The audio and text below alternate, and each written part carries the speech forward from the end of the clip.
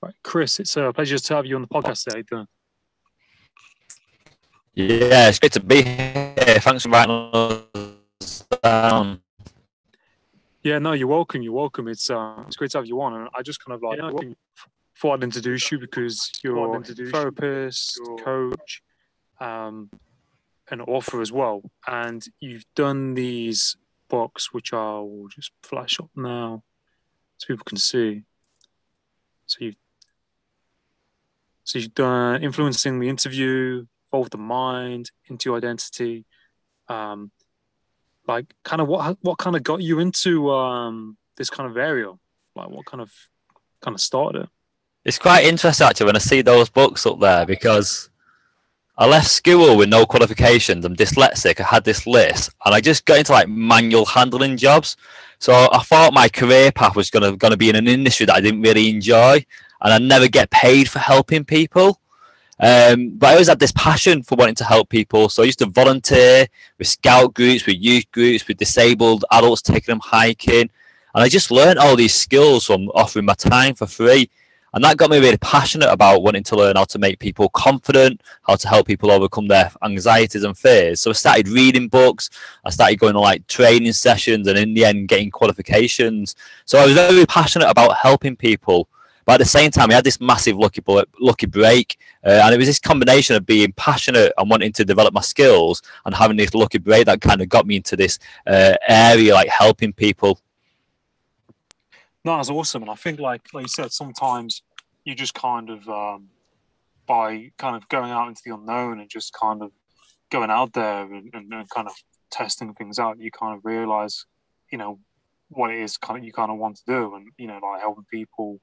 I say scouts and doing these things voluntarily. I think, especially if you're doing something free and you have so much kind of passion and enjoyment for it, you kind of question that, and you kind of think, well, there's something there. If I'm doing it for free, not being paid. Do you know what I mean? Because most people kind of want to be paid straight away or want to be paid, and it's kind of like, if you're happy doing something and you're passionate about it, it's not always the money that's the main kind of driving force. Like. Yeah, I definitely agree with that as well. And I think as well, because I was so passionate about it, I was putting like loads of time and effort and really wanted to develop myself to help the people I was supporting. And I remember I ended up going on this forklift truck course at work, which is when I got my lucky break, because one of my colleagues who was on the course was really struggling to drive the truck. She was like crashing into chicanes, nearly running over the instructor. She was like gonna fail the course. And I remember using a technique that I used to use with like nervous young people. It's a bit like mindfulness now, really, but we didn't really know what it was at the time. But it was like a bit about kind of visualizing stuff and focusing on your breathing. She did that technique for 2 or 3 minutes, jumped on a truck, and then was driving it like an expert after like 10 years experience. And the person who was teaching us, he came to see me 6 months later, and he's like, "Do you remember who I am?" I was like, "Yeah, you're the forklift truck guy." He said, well, actually, I'm the managing director of the organisation. I stepped in that weekend to do the course because the person who was going to do it was off ill. So it's just a coincidence that I was there. But I always remember you doing the magic whisper, where you whispered something to this woman, and then she became this expert driver. And we talk about it in all our team meetings. So now we have an opportunity for you. We want to take someone new on, and we want to hire you.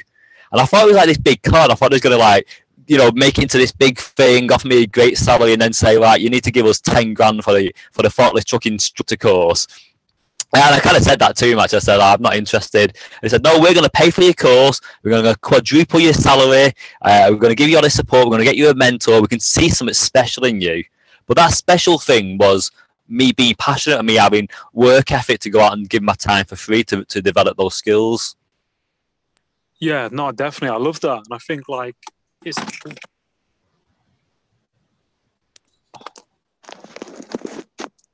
right. Put this back on. Yeah, I think like what you said, it's really great because, it could see something in you that you're passionate about what you're doing, and just wanting to help and provide value, and they saw that with that, the woman in that training. I think that's what it is. Like You got to find that in yourself. So many people work in careers and jobs that they absolutely hate. They come home stressed. They take that stress out on their family and their friends. They don't go out as much because they got like too much going on in the head. Whereas you find that a job that you love, a career that you're passionate about, you have that perfect work-life balance that everyone always talks about, that they think's really mystical, but it's not. It's about finding your passion and getting paid for it.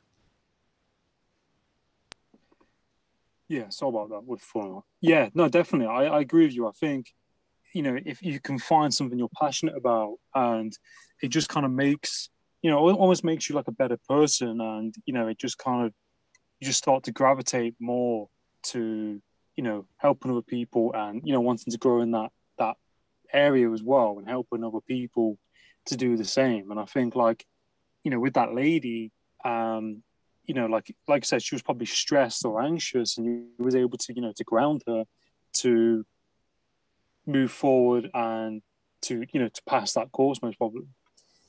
Yeah, definitely. And it's the same sort of techniques that I use when I'm helping people overcome like lifelong phobias now. It's all about getting people to relax, getting them to change the state, thinking about the thing that they're afraid of, but doing it from like a new perspective. So these techniques that I used to use as a volunteer in the workplace and kind of using as a professional now when I'm doing my therapy sessions with clients as well. So they're very simple techniques, really. It's just that people don't know what those techniques are, and when you understand how your mind works and what causes the triggers for your anxiety to start, you can make some rapid changes and overcome fears and phobias quite quickly.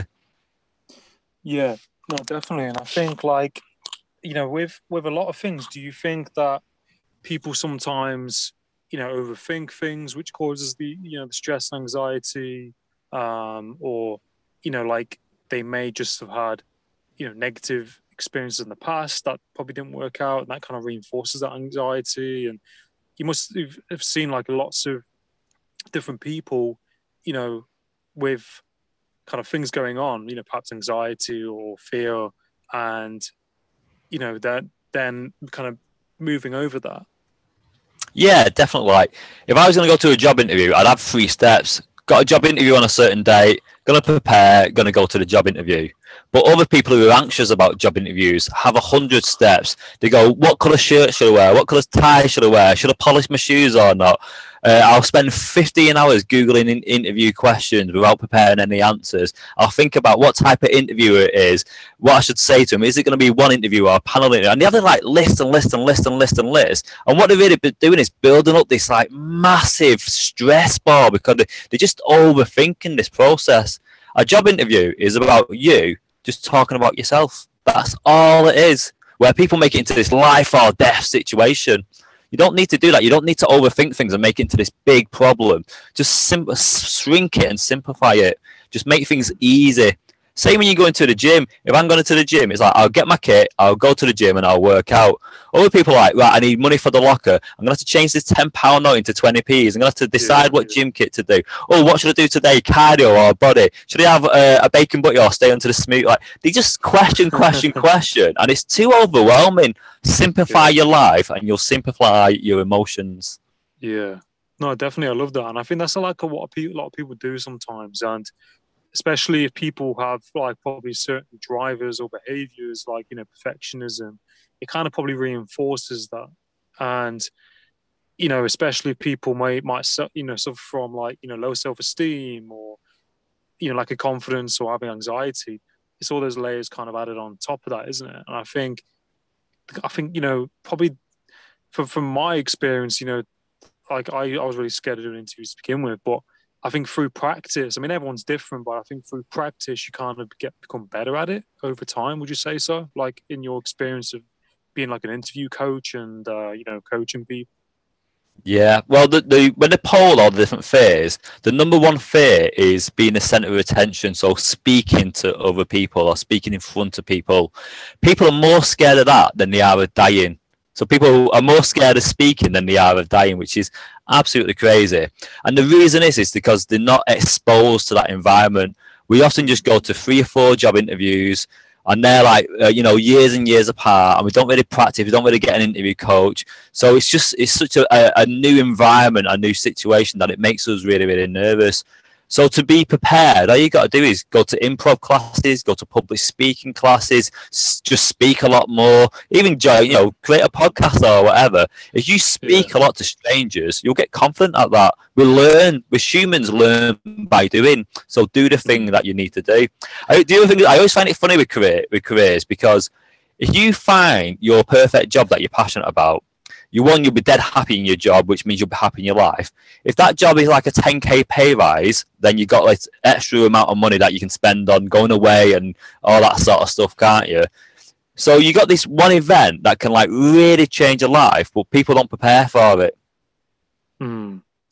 Yeah, that's it. I think it's in that preparation, isn't it? I remember this soldier saying to me, failing to prepare is like preparing to fail. And it's like, if you like don't research the job or key events of when that company was created, or where they've may have other offices or venues, like a bit of information, it shows that you have done a bit of research and you care, that bit more. And it's so important, isn't it? Because if they say, when was the company started, and you don't know, they might go for the next person who's done that little bit of, info research on the company. It's like all these little tiny things it could probably be that could alter the chances of you getting something. I think, it's getting quite hard to get jobs nowadays because thousands of people apply. Yeah, so I always say that preparation creates perfection. Yeah. So you need to prepare now. The 3 rules for a successful job interview is: 1, identify the job criteria. So that means you know what you need to talk about in the job interview instead of just waffling on about pointless stuff. 2, you need to be a self-promoter. Now, in England, we're rubbish at that. We're too reserved in England, but you need to be promoting yourself. So many people disclose weaknesses rather than talk about strengths. It's absolutely ridiculous. And then the 3rd is you need to communicate with confidence. Because if you're not confident about your competencies, the employer will have no idea what you can bring to the team. So you need to talk about things in such a way that people are like, God, I can see how you fit into the culture of the company. I can see the added value you're going to bring. I can see that you're the missing piece of the jigsaw that we've been putting together. That's what you need to be doing in the job interview. You need to be standing out, because you get interviewed against 5 or 6 other applicants. And they often all have very similar experiences, very similar qualifications, because people go for positions at the same salary grade. So if you've got lots of experience, you'll get a higher paid job. Less experience, you'll go for a lower paid one. So everyone at your level is very similar to you. You need to stand out. Yeah, definitely. I think it's like you said, your confidence and how you come across and how you put yourself forward. And that's like you said, in like, the tonality of your voice, perhaps your body language, the clothes you're wearing, that presentation, isn't it? And it's those like standards that you set for yourself, isn't it? Yeah, so definitely. Like, it's so important, because it's 3 things kind of happen in a job interview. 1, when the employer first meet you, in like milliseconds, not 3 to 5 seconds, but milliseconds, an impression is formed about you straight away, and that's like the unconscious bias in place. So that might be someone having an affinity to you because you look similar, or maybe someone's races or ages. It's like an instant unconscious bias. The second thing is the interviewer's behaviour affects how you, the applicant, behave in the interview. So if the interviewer thinks you're not a good fit for the organisation, their behaviour changes subtly, but that has a knock-on effect to how the applicant acts, which creates a self-fulfilling prophecy. So if the interviewer thinks you're going to be rubbish, you start acting a bit more rubbish than you would do normally. So the interviewer goes, I knew you was going to be rubbish. That's self-fulfilling prophecy. And then the third one is when you start answering that first interview question, you create an interview identity, which is based on your perceived level of knowledge and experience for that job role and your perceived level of confidence. And those 2 axes create one of 16 interview identities. And if you come across as confident and competent, then you're going to be seen as employable. So the employer, every time they ask a question, filter you through this identity. I think you're dead suitable for this role, so I'm going to see your answers as a positive thing. I'm going to take it as a positive. Where I think you're not suitable for the role, or I don't know, you don't seem genuine to me, or I don't think you got the right skills or experience. When you give an answer, I'm going to filter it through a negative funnel as well. So that first interview question or the first two interview questions are so important because it creates an identity that all the other answers are filtered through. Yeah, no, it's so in depth, isn't it? It's not just turning up and just talking to somebody or them asking you questions. There's so many more elements to it, if that's the right word, that are kind of going on so quick and so fast that it's like, vital to kind of know your craft, put yourself forward in the right way. And they all kind of connect, don't they, together really. And it's I suppose if someone I'm just thinking of an example. If I remember I went for an interview once and I was rushing because I was late, I was on the bus or something, I was late. And I felt even under even more pressure getting to the interview. And then if you've got other things on your mind, which if probably things happen in the day, probably, rushing there, that might transmute into your body language or probably how you are. So you might be taking, do you think, stuff into that interview, which has, kind of probably nothing to do with, the interview. Then it creates this kind of obscure kind of image, if that makes sense. Yeah, you take so much baggage into that job interview. So like being late and stuff creates loads of stress. But even if you're not late and you're kind of prepared and you've done a bit of research, if you've got low self-esteem or you've got anxiety because of the job interview, you're not going to be yourself in there, are you? Because you're going to have all this pressure in your brain. You know, when you're stressed, your brain actually shrinks a little bit and your digestive system don't work properly because you're stressed. Yeah. So you're not acting like you should do in every normal, in the day-to-day like you normally would do. It's really interesting. I was on Reddit a couple of weeks back, and there was a post on there, and they said this guy came for an interview, and when he went into reception, the receptionist was trying to be like nice and friendly. He was being like a little bit rude, and the receptionist tried to make conversation, and he wasn't looking in the eye; he was looking down, and just generally just not being like a nice guy. Anyway, he gets invited to the ballroom for this job interview, and there's a couple of people waiting in there to interview him, and then the receptionist walks in.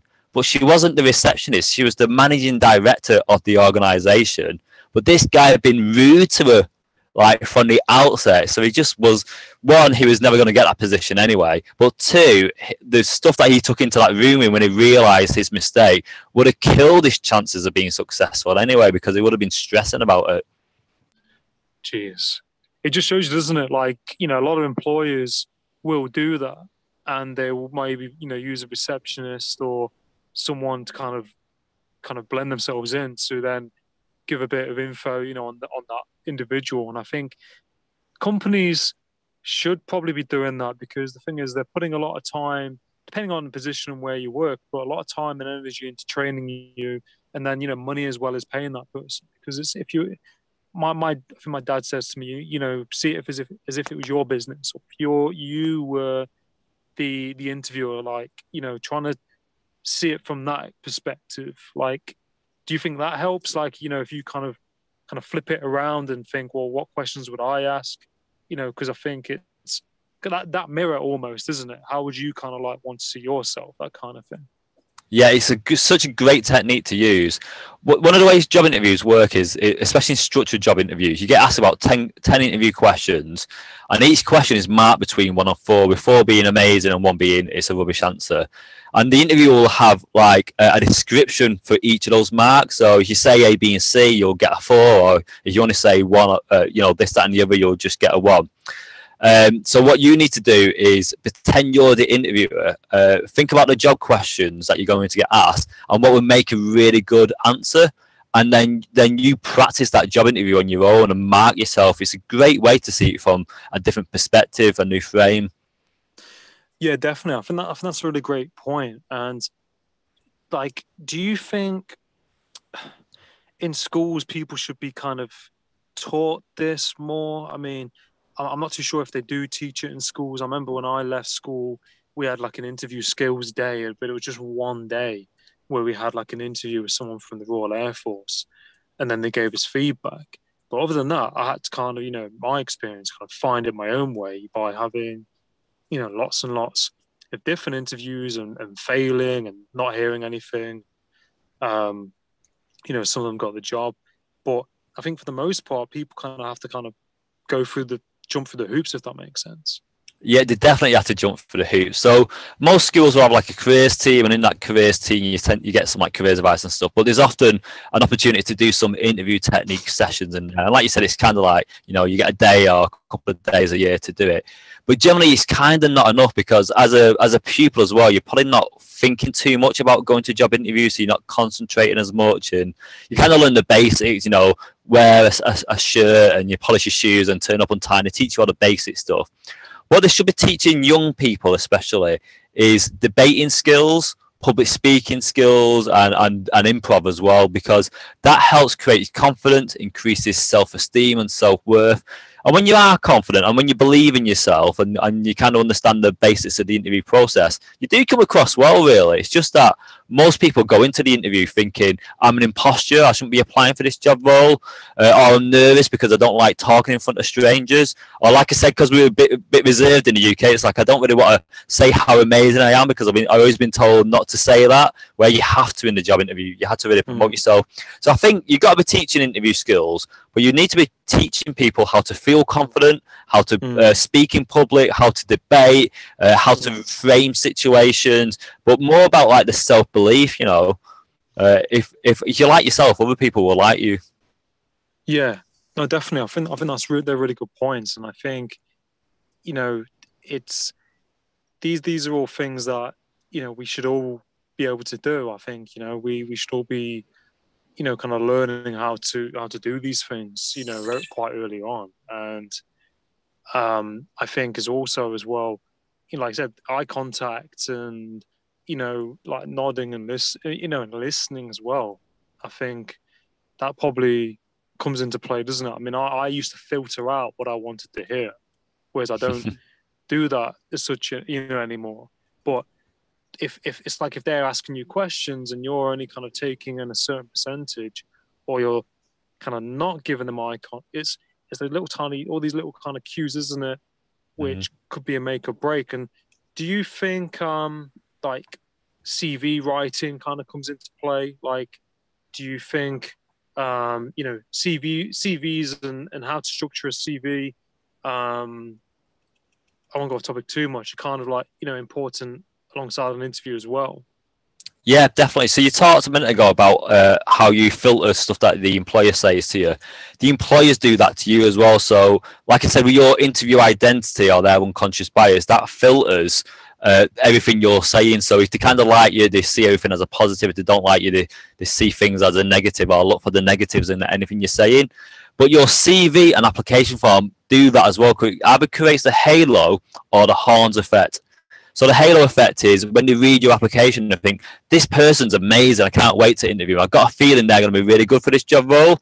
You go into the interview, you meet the person, and you want them to do well, compared to someone where you're like, we'll interview them, but I'm not really too sure. I've got a feeling that I don't like, or, you know, I actually think I know about this person. They worked at this organisation and they got a bad reputation. You get the horns effect. So when you're meeting, you don't really want them to do well, so you filter it in a negative funnel. So this halo and horns effect, a bit like unconscious bias and your interview and identities, they're all part of the filtering process.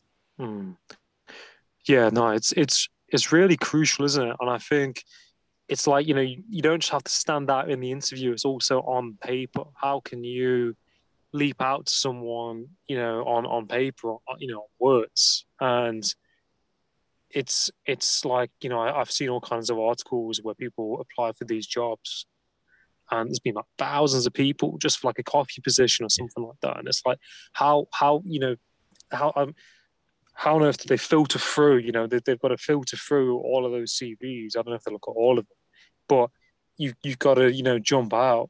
And I think it's getting more and more competitive. And sometimes it's like who you know. Sometimes, you know, you can kind of get in that way, but it's like, you know, I've spoken to people and they're like, when I was a child or a teenager, even, you know, there was like, oh yeah, start next week, and you could just have a chit chat, and then that was it. Whereas now, it's if you want a decent position, you're going to really want it. Yeah, you got to stand out. Like that's the thing. People across the globe applying for jobs, especially any job that's remote. Anyone around the world can apply for that now, and they do. People living in America will be working in England and vice versa. I remember a couple of years back, probably like 10 or 15 years back, on social media, this guy got offered loads of jobs from like Google, Microsoft, Amazon, like loads of these big tech companies. And the reason he got offered all these jobs is because he was struggling to get interviews with his application form.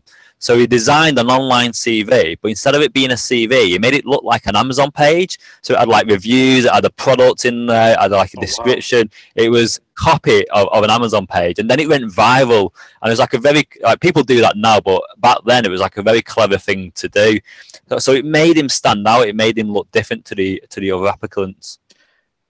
I love that, and I think that's sometimes you probably have to do that to grab the attention, don't you?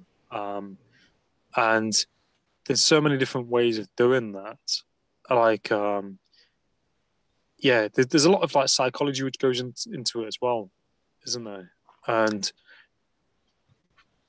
yeah, like there's so much psychology that goes into it. But the main thing is though is how you frame stuff. So you might say something like, I've got 10 years experience helping businesses be successful, which is one way. It's quite positive, quite good, but pretty generic. People always say that sort of thing. Or you might say, I got 10 years experience turning around companies on the brink of bankruptcy and making multi-million pound organizations. And that could be the same person with the same experience, but just framing it, one as a self-promoting professional and just the other being a professional. You got to be a self-promoter. You got to think about what is it that you've done, what made you stand out. Like, does your work ethic inspire other people to work 10% harder? So if you hire me, I will work 10% harder than the rest of your workforce, but I'll bring all those other 10 colleagues up to 10%. It's like getting a free person, isn't it? So you could frame it like that, couldn't you? Or you could frame it where your knowledge of algorithms or technology can reduce the amount of manual work by 15%, which reduces overhead costs. Companies really, black and white, are looking to make a profit. And what you need to be thinking is, how are you helping them make a profit? By reducing time spent on tasks, reducing risk, achieving things successful, bringing in business, having a better work ethic. Help, as a leader, if you got experience of keeping a workforce employed, because so many people job hop these days, and but made that relevant. Like, how much does it cost organisations to recruit people each year? It's something like 40% of their profits. So you got to frame things sometimes monetary or using data. Yeah, it's really, really important, isn't it? And I think, like you said, kind of that how you frame it, how you frame those words, and saying that you're going to help the employer, and this is what you're doing, and this is how it can help you, and kind of sometimes, even if that's getting someone else to look at the words that you've written down and getting them to see it from a different view, I think it helps sometimes, and kind of just touching it up a little bit, because like I said, it's those how you're wording something may be the kind of make or break as well. And like with your like books, like kind of, because you mentioned that NLP to me when we first had the call, like kind of what was it an easy process? Like how, kind of what made you kind of want to do the books? Well, so the last one, during COVID, I was reading loads of research papers around recruitment processes and job interviews, and I realised that there's quite a lot of commonality with what was successful for people and what wasn't successful. And I thought, all this knowledge and this research needs to put together into the book, which helped me create the interview identity.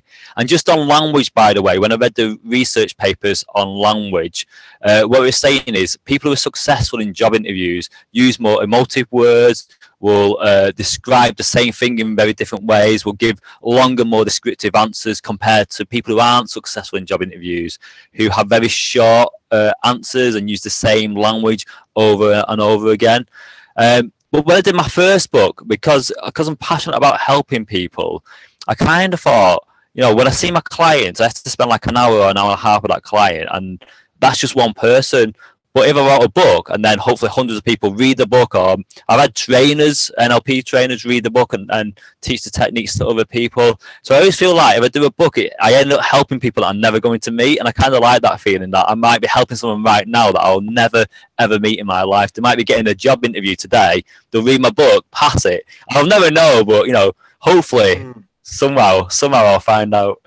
Yeah, yeah, no, definitely. I'm sure you will, like on the reviews, and I think like it's doing things on a bigger scale, isn't it? As well, like doing what you're doing, but then putting something out there, which can then kind of create those ripples that other people can read it, or or if you have an audiobook, say you can listen to it, and then recommend it to someone else, and that's how it kind of works a lot of the time, isn't it? And you don't know who that person knows, you don't know who that person is, and there's quite a creative process within that. Yeah, the creative process as well, because if you meet anyone and you kind of say, so what are your goals? People always say, want to be rich. Everyone wants to be rich. I want to be happy, not rich, but most people want to be rich. And then the second one is everyone wants to write a book for some reason. I don't know where this has come from. Like, at what point does humanity go, we all must write books? But everyone wants to write a book. But the thing that stops people is they want the book to be perfect from page one. Where it never is. If you're writing anything, if you're being creative, nothing's ever perfect, is it? The person who invented post-it notes, by the way, was trying to create a glue that was like the strongest glue in the world, that you could, stick something to something else and it never come off. And he got it so wrong that he created the unsticky glue for post-it notes. So that's just a sign, like, things don't have to be perfect straight away, because when you start writing, other ideas come to you and things evolve, and the whole book message might be a little bit different towards the end. But you've got to write. If you want to be a writer, just start writing. If you want to draw, start drawing. If you want to play guitar, start playing. Your guitar will sound rubbish at the beginning. You'll get a bit better. Then you'll feel like you've got to step back, and then you'll get even better. It's the same with any creative process. Just do it. Just go for it. Don't worry about other people. Don't think their opinions matter to you. Just do the thing you're passionate about, and then something brilliant will evolve from that. And that might be just be for you, or you might put it out there for the public. No, I love that. I think, like you said, just do it and just start, really, isn't it? And whether that's writing, training, musical instruments, or whatever it is, just start and keep at it. And over time, if with enough practice, you'll become better at it, and make something of it or yourself. And I think what I really admire in people is when they do that, when they take that action and they keep chipping away, whatever it is, and they make something of it. And I think, like, a lot of time people want things now. They want that instant gratification, and it's that delayed gratification, isn't it, where it eventually pays off, and it's really rewarding. That's like, Adam, you created a podcast. When you had that idea, you could have been like, oh no, there's a million podcasts out there. So a lot of celebrities are doing podcasts now. Some people have these like massive studios with directors and editors and all the bells and whistles. And you might be like, there's no point me even trying, is there? But you've done it, haven't you? You've got a podcast, you've been getting guests, you've been getting viewers and stuff. You just got to do these things, haven't you? And the only time you should stop is you kind of just not enjoying it anymore. And or there's lots of things in your life and you have to prioritize something over the other, but you can't let the fear of what other people might think of you, which is the biggest barrier, by the way, to being creative or to being successful, stop you. Just imagine Richard Branson went, I best not make an airline because there's quite a lot of competitive airlines. He would never do that. He always tries things, don't he? Just imagine Amazon saying, like, we're a bookstore, should we try and sell, tech products? Oh no, we better not, because there's big brands out there. Let's just stick to books. We wouldn't have next day delivery, we wouldn't have drones deliver us parcels, we wouldn't have the Kindle, and Amazon's created so much tech, haven't they? It's amazing. That's a great example, Amazon, about being successful. Yeah, no, definitely. I think like you said, you just have to just try and just keep going at it. And like Amazon, and there's an old picture, I mean, you've probably seen it, there's Jeff Bezos and he's sat at the desk and there's like, I think on a bit of cardboard behind him, it says Amazon.com. It's an old computer. And I think people like to see that process, don't they, of growth as well. And that kind of story behind it.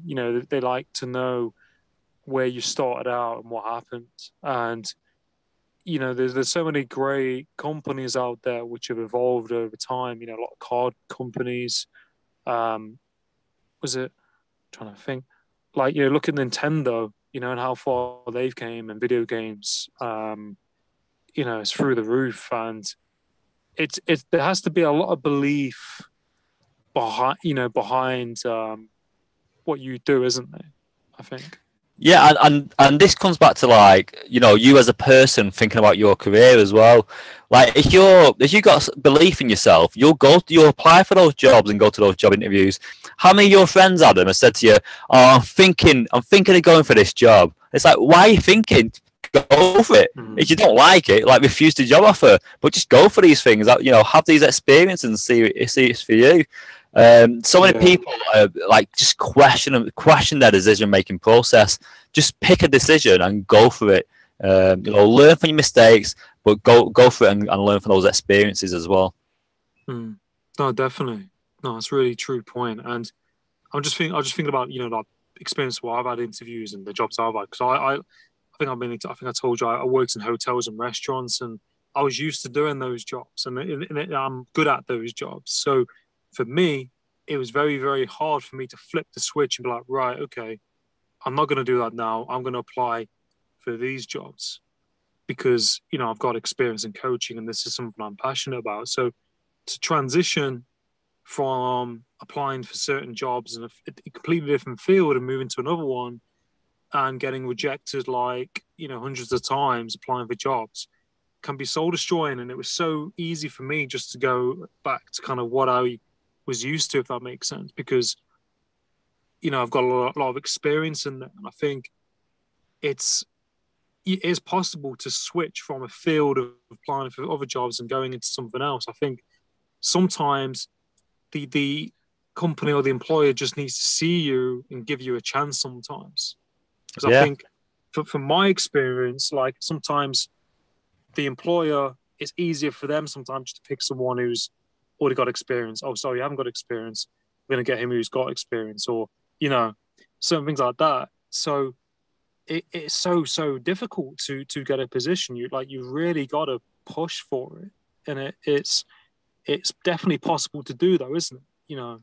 Yeah, well, the problem is experience equals a skilled worker, or that's what people presume, isn't it? Yeah. So if you've not got experience, you've got to show you got a knowledge of that job role. So if it was working, I don't know, in the hotel bar as an example, but you've never done that before, you talk to millions of people throughout your life, so you need to talk about why you're a great communicator, why you're good at remembering orders, how you can work out, you know, maths and cash and stuff like that, like, in the moment. Yeah. So experience is really good because it shows that you can do the job because you did it previously.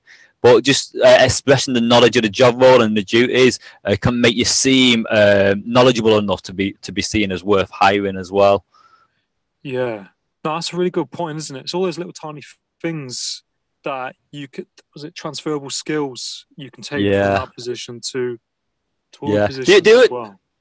The other thing as well, if you're confident in yourself, go to the employer, maybe not in a job interview, but maybe, I don't know, LinkedIn or something, and just say to him, "I'm really interested in this role. I know this job is going to have lots of applicants because you're a great company to work for. So here's what I think we should do. I'm going to give you £1,000. I'll give you £1,000 if you like me to work for you for free for a week. After that week, if you think I'm a good worker, you can offer me the job. If not, I'll walk away and you keep that £1,000. No one, if they take that on and you're a good worker, hopefully it'll work out for you. Two, if they're not going to do that, you're standing out from the crowd anyway, aren't you? Because you're just offering them £1,000 to take you on. You know, you're gonna be interviewing that guy, aren't you? Who did that? Yeah. There's different routes into positions, isn't there? Like, some people will do that, or they might say, "I'll work as an apprentice," or "I'll do it for free," or all these different things, isn't it? And it kind of makes you stand out as well. Yeah, definitely. So you can volunteer like I did. You get the apprenticeship stuff is amazing. Actually, you can be an apprentice at different levels as well. So level 2 is like GCSE level. Level 3 is like A levels, and then you can get like higher level degree apprenticeships as well. So there's loads of ways to kind of get into the workplace. Internships is another one. Or going for a job role but in a different position. So you work in a big organisation, but going to a job role and then internally transferring to the job that you want. So it's a step in the door. So there's different ways to get in there. But really though, if you can identify the job criteria and you self promote while talking with confidence, that's going to get you in there, because one, you're saying, I understand the job role, I know the criteria, here's all my examples, my experience, my skills, this is why I'm great for this job, I'm better than everyone else. And if you do that confidently, maybe not the first employer or the second, but someone's going to take you on in a very short period of time. Yeah, definitely. I think it's just that persistence, isn't it, that keeping at it and keeping on going. And it reminds me of that movie, Pursuit of Happiness, the one with Will Smith. Yeah. And he's having those interviews and he just really wants it. And, he over time, it takes time for him to get to work there. Yeah, it's so true that with job interviews, because we rarely do them, we're anxious about them, and then you fail the job interview, so you go away and feel more anxious. So it's anxiety squared, isn't it? But what you need to do is go away and go, was that interview better than my last one? And if it was, you're getting better. And then is my next one better than that one? Or you can even be a bit coachy and coach yourself. So what did I do well? What could I have done different? What can I do to improve on my next job interview? But the more you talk, the more you learn how to sell yourself, the more you learn how to have self-esteem and self-confidence in the careers market and in the professional world of working as well. It will help you. It will help you, one, enjoy that job role, but two, progress and get promotions. Yeah, no, definitely. No, I definitely agree. And I think even if you don't get that job or you fail the interview, I think there's still a lot of growth to kind of be taken from that, isn't there? There's still a lot of growth if you get a rejection or you don't get it. As long as you kind of take action on that and you become aware of what you need to improve on, isn't it? Definitely. Like, if you're an Olympian runner, as an example, and you break the world record, you win your next race, you win your next one, and then you don't win the third one. For some people, that would kill them. That'd be it, right? I've lost it. I was at my peak and I've lost it. But actually, really strong, self-assured runners or Olympians will learn from that mistake all the time. So what was it that why I didn't win that race, or what could I have done different? So it's not about win or lose. It's about always growing and always believing in yourself. You're never going to do everything right all the time. If you're a great painter, it doesn't mean every painting's going to be amazing. One of them might be a little bit inadequate compared to the rest of them. But it doesn't mean you have to start. You just got to keep going all the time, especially when it's a passion. You don't stop. You don't stop when you're passionate about something. You keep going. Yeah. No, I love that. Yeah, no, it's so true, isn't it? You're passionate about it, you keep on going at it. No, definitely. And I was just wondering, as well, do you have any favorite books or any role models or mentors, growing up or now? Yeah, so everyone probably says this, but I do really like Tony Robbins, and I love his Standing on the Shoulders of Giants books. I think that's really, really good. And I like that as well because a lot of techniques in there I was able to use to help my clients. So I do read that book quite often. And I also like Emotionals Revealed by Paul Ekman, who talks about facial micro expressions. I found that book really interesting. Again, because I work with people, you can see people's facial expressions, which tell you the emotions they're feeling when they're talking, and I found that quite really insightful. So I really like those two books. There's so many though, isn't there? We're Learning Fast and Slow is a great book as well. So many. Yeah, no, that's awesome. I love that. I think Tony Robbins is a really effective guy in what he does, and that's kind of. I think he was the first person in personal development I kind of got into as well, and I was like, "Who's this guy?" I was like, "What is this all about?" He's very to the point and direct, and I think that's kind of what people kind of need sometimes. They need that kind of forward approach. Yeah, but if you look at Tony Robbins, so you see this like energetic, come on everybody, we're gonna stand up and clap and all this stuff. Like Yeah. I love all that as well, actually. But you watch his earlier stuff, and he's sat down on a chair with a client next to him, with like the audience watching, doing like the swish pattern with a. He's got all the technique wrote on a board. So when we talked about people growing and people developing and people self-reflecting and improving, you see Tony Robbins now, you look at him 20 years ago, completely different coach, completely different guy. And you can do that with any famous person, any celebrity, anyone that you admire. Look at them now, then look at them 20 years ago, and you'll see how they've grown and developed. And that's I find that inspirational. People don't stand still. If you stand still, you die. People move and grow all the time. Yeah. No, definitely. No, it's really powerful, isn't it, when you see that kind of impact over time and how they shift and grow. And I think that with, Joe Rogan and his podcast, and, like you watch the first few and you're like, what the hell is going on? Like, it's the camera's not so good. They're talking about random things. They still talk about random things now, but you can see the difference in it from then till now. And yeah, lots of people, a lot of actors. Like I quite like Gary Vee. You look at his early stuff, and you look at what he does now. It's that gradual kind of process, isn't it? I think that is really kind of moving because it gives you hope when you're starting out. If you're doing something that you can make something of yourself. If someone else has done it, then you can do it. Yeah, that's it. And each time as well, you do something. You only have to change like 1%. So say, let's just go back to like the job interview stuff. So you go to a job interview and you think, right, next time I'll improve my confidence by 1%. You do that. And then the time after that you go, right, I'm going to improve the way I express myself by 1%. Then the time after that I'll improve something else by 1% and 1%. You have this compound effect. And compound effect is very powerful because it starts off like really small. You don't really notice all these 1% changes. But then after like a longer period of time, you have this massive up curve. So it's really, really powerful. They do it in finance, compound effect, where you put money into shares, and then the money you win from shares, you put back into the shares. And for like 5 years, 6 years, you think, I'm not making any money. That by year 10, you're like quadrupled your money in there. So compound effects is a very powerful thing that you can do in your life as a person, and in your business, and in finance, and in lots of other areas of your life. Yeah, no, I definitely agree. And I've got a good friend of mine who told me about compound effects as well. And it was, he said to me, is it 1%, 1.0% times by, is it 12, or 1% times by something equals XYZ amount? And you can see that the growth on the calculation, based on that. So it's real, regardless, like you said, what you apply that to. Yeah. So England's cycling team used to be like rubbish. Used to be the worst cycling team in the world. They were so bad that the sponsors who gave them the bike said, "You need to take the stickers of our sponsor name off the bikes because it's the negative association of you doing so badly is affecting the brand."